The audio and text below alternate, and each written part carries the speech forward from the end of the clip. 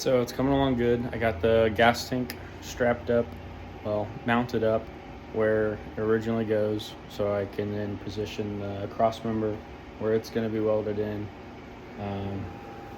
Just sitting in there now.